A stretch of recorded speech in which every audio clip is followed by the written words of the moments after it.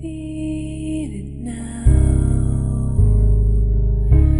It's all around me. A silent voice I can't deny.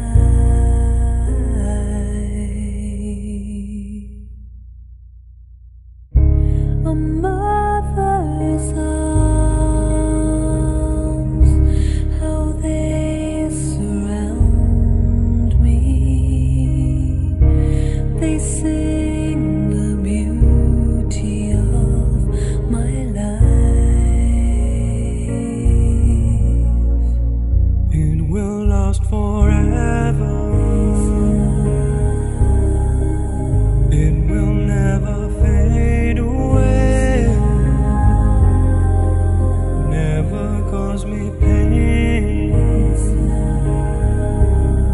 This love, this love.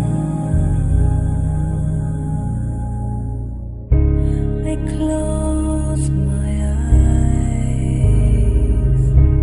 It takes me over. A memory deep down in my soul.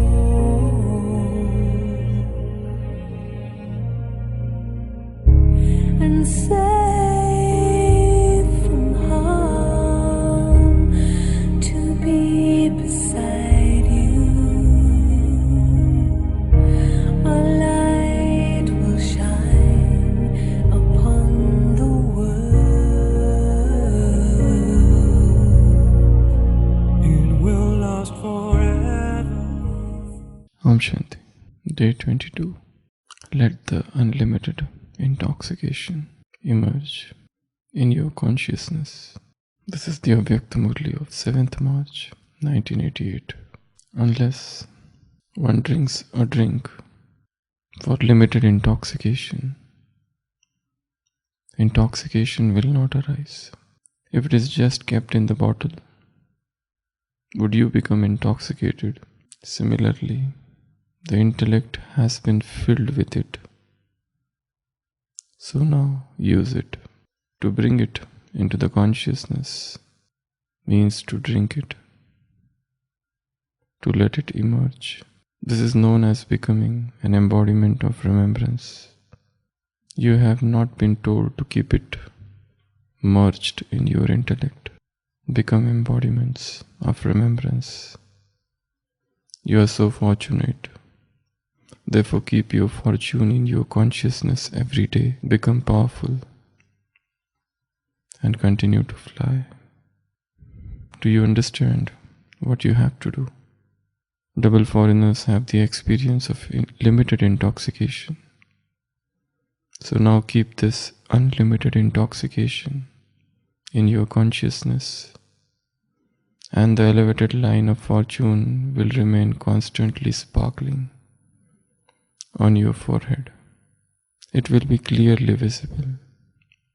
At the moment the line of some is merged, and for others it is clearly visible. However, if you constantly keep it in your consciousness, it will remain sparkling on the forehead and it will continue to give this experience to others. There's one question. Why a person resorts to intoxicants? Why a person starts drinking wine or gets addicted to drugs? They become bodiless.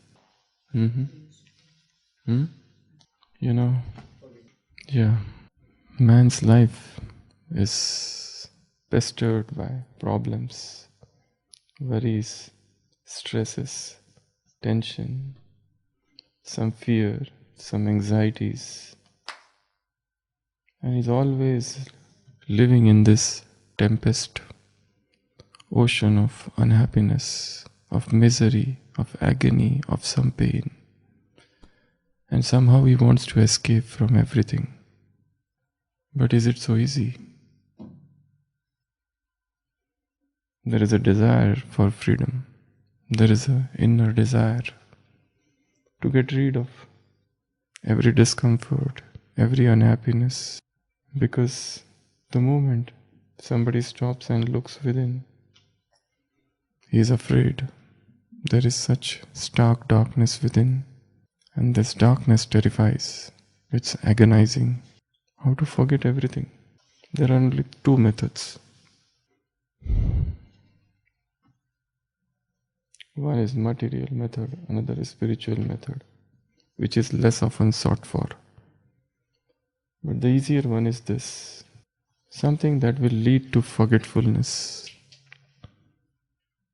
something that will make a person, even for some period of time, some temporary relief. So a person tries to forget his misery, his pain, his suffering, his agony, his anxiety, his fears in alcohol, in drugs, LSD, opium, lust, cheap entertainments of the world, frivolous company of frivolous people. All these things, they help him for some momentary time to forget this difficult, unacceptable truths of life. So he seeks all these things. And what these intoxicants do, they lead to the stage of self-forgetfulness for some time. 1 second. They lead to some mental and physical pleasures. There is a release of oxytocin. There is a release of dopamine. In fact, person is never addicted to these things. The addiction is not to the external surface. The addiction is to the pleasurable feeling that arises within when one drinks that. A person is addicted to smoking. The real addiction is not to the smoking, in fact. It is to that samvedana. It is to that sensation. It is to that pleasurable sensation. It is to that current which is flowing in his body. Some chemical changes happening in the brain, and those release of chemicals which is permeating the whole body, and person gets lost in that happiness even for a temporary period of time. And in fact, the very reason for addiction is the desire for happiness, is the desire for freedom, is the desire for relief of pain. These are in fact painkillers for him.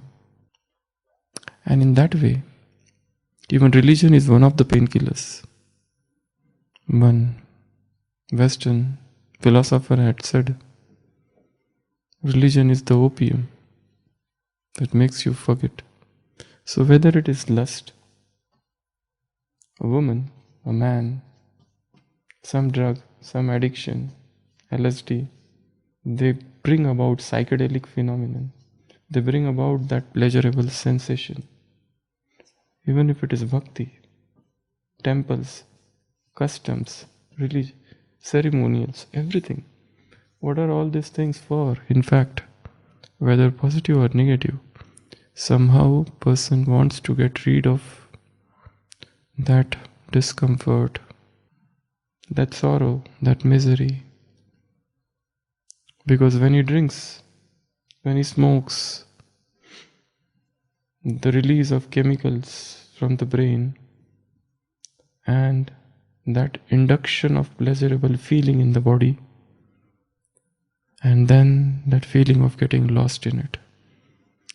But the problem is that when person comes out of this intoxication, the hangover is also gone. The pleasure is the misery is still there. It has not gone away. There is a misery and I want to go away from the misery. So I resort to a man, to a woman, to lust, to vices, to addictions. Even for that matter, some of the religious customs. But the moment their effect is gone, I am again face to face with my misery. And this time the misery has become stronger because these intoxicants have weakened me somewhere. Then again, I go for another binge of it. But now the dose required is more. That's why those who are chronic alcoholics, they don't get intoxicated so easily. They require greater doses. Earlier, even 1 glass was enough, but now 1 glass is not enough. So, the very basic philosophy is to understand is something else. We are telling people the side effects. Don't drink because you will get cancer. Don't drink. We show them dangerous pictures. This will happen to you. Your family will be disturbed and disrupted. But does that make any sense to him? He knows everything. Because the real addiction is not to that substance. The real desire is freedom from sorrow. The real desire is freedom from that uncomfort, discomfort which is there in the heart. There is a difficult situation and I cannot change that situation. I resort to religion, spirituality, nothing works. Ultimately, when I try something else, it works. And then I feel, yes, this is the way out. But there is a trap there. So I said, there are two methods. One is material method to get rid of sorrow. And another is spiritual method, which is meditation. This also has the same effect as this. It can also lead to the same effect as this. It also leads to the release of the same chemicals. It also can lead to the same stage of ecstasy, spiritual rapture. But then, this requires some renunciation. This doesn't require any renunciation. It just needs money and time. This is very easy. But there is a difference in the intoxication which is created by this and this. But both are intoxicants. This also creates an intoxication. But in this intoxication, what happens? There is an intoxication and person becomes unconscious. Here also person gets intoxicated. There is also a stage of self-forgetfulness here. But it is associated with complete awareness. While this is a stage of coma, this is a stage of awareness. Here, you're forgetting yourself, but then somebody else is feeling the consciousness, the divine. You call it God or anything. The Supreme, the divine providence, whatever you call it. The ego drops. Supreme takes over. The mortal falls down and supplanted by the divine. Baba is saying, Baba is talking with double foreigners and is asking, you have the habit of limited intoxication. He's saying, no? See, Baba is saying, double foreigners have the experience of limited intoxication. They are cold countries. So everybody is taught to drink. So you have that experience and you know what happens when you drink. So now keep this unlimited intoxication. This also leads to intoxication. Both are intoxicants. Both lead to intoxication. But as I said, that intoxication is temporary. This intoxication is permanent. That nasha, once the dose is finished and the drug is out of the system, you are back to your original stage of misery, pain, suffering, sorrow. Here also there is a misery, there is a pain, there is suffering, there is sorrow. And you resort to the intoxication of meditation. But when you come out, you find there is no sorrow. You find there is ecstasy, there is rapture, there is happiness, beatitude. Because the very I has fallen down and is replaced by the divine. But these both stages are stages of strong struggle. There is a similarity in both of them. In the spiritual path also a lot of struggle will happen. before the final stage of ecstasy. You know, this J. Krishnamurti, Jiddu, it's called as Jiddu Krishnamurti. He could not sleep at night because the energy which was in him was so high and his body was not as if prepared for it. He used to scream, and he has written in his notes that there is such a great awareness within, and yet there is restlessness, the divine restlessness within. And he used to pass through different stages of some divine intoxication, of screaming at night, and again he would fall into that total silence of ecstasy, of rapture. So there was no vices there. There were no intoxicants, no drug, no opium, no cannabis, no LSD, no psychedelic drugs. And yet there was some different intoxication, as if the energy was there down what they call Muladhara, which was busting to come out and reach the crown chakra. So he also suffered from restlessness. If you take the lives of all the mystics of the world, they had certain restlessness within. For example, Ramakrishna, he also suffered from some divine restlessness all the time. Vivekananda, he suffered from some divine restlessness all the time. He was never at rest. Saint Francis of Assisi, he has suffered from that divine restlessness all the time. There was not a single moment of respite, rest, some or other restlessness within. So, we are talking of divine wine. This is the divine wine. Baba says, drink of it and become divine drunkards. Become spiritual drunkards. This is the spiritual bar where you have come, where you are served spiritual drinks. It is not free. And this drink, if you can drink, it takes a lot of courage to drink this drink. Baba says 3 words are used here. First, drink it. Don't keep it in the bottle. If there is a drink in the bottle and I keep seeing, will I get intoxicated? No, I will have to go ahead and drink it. Open the bottle and drink it. So the first is drink. Keep it immersed in your consciousness. Bring it to awareness. These are the 3 words Baba has used. Unless one drinks a drink for limited intoxication will not arise. If it is just kept in the bottle, would one become intoxicated? Similarly, the intellect should be filled with it. So now use it. So use it. Use it, immerse it, drink it. To bring it into the consciousness means to drink it, to let it remain immersed. This is known as becoming an embodiment of remembrance. Don't keep it merged, keep it immersed. So, it is just like this wine. The same principles apply.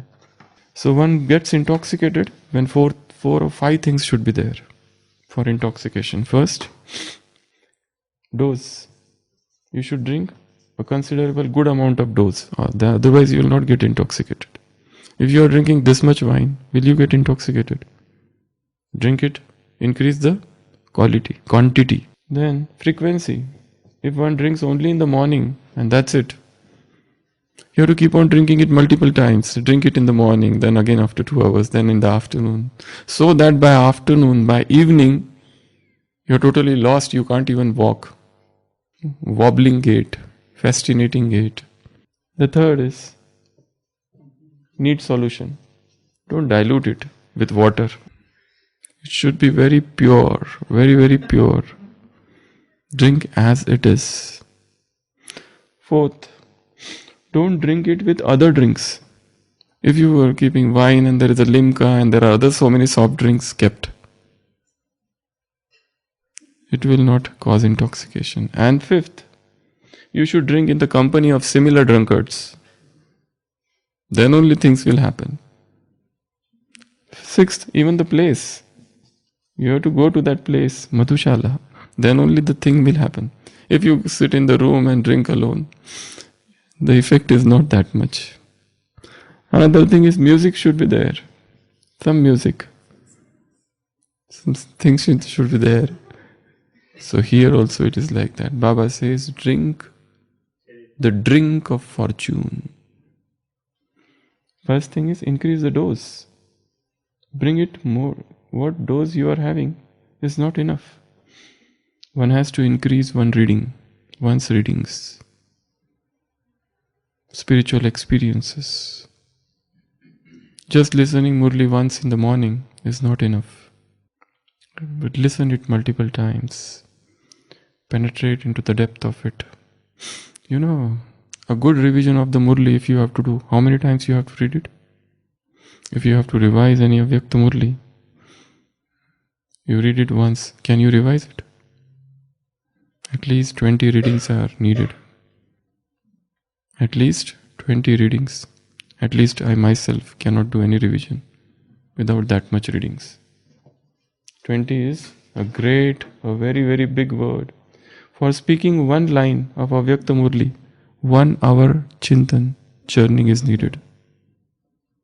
For speaking out one line, one powerful line, pregnant with meaning, needs churning of 1 hour. Silence of 2 hours.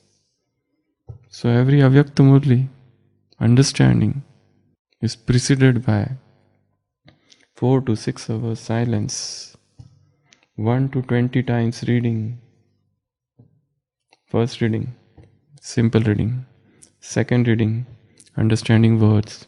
Third reading, understanding content. Fourth reading, understanding paragraphs. Fifth, sixth reading, understanding the deeper meaning. Next reading, where what is written. Next reading, you reach a stage where you start knowing everything. After this paragraph, after this paragraph, this. Next reading, you start remembering everything as it is. Every word of it. Next reading, then you try to understand what people have said about this, what Baba himself has said about the same topics in other Murlis. Next reading, when you start understanding what the whole world has said about it. Next reading, you experience. Next reading, what examples are applicable to this point. Some precise, definite examples, not out of the place examples. So many things, and then you understand what is Avyakta Murli. Increase the dose, increase the frequency of reading. Next, need solution. You have to just focus only on that Murli. It is not a joke to by heart, to have that Murli completely in your heart, because the language is so hard. Language is so tough, so difficult, so many different words which are not used in day-to-day language. So very tough words, and sentence construction is so tough. It's not simple story.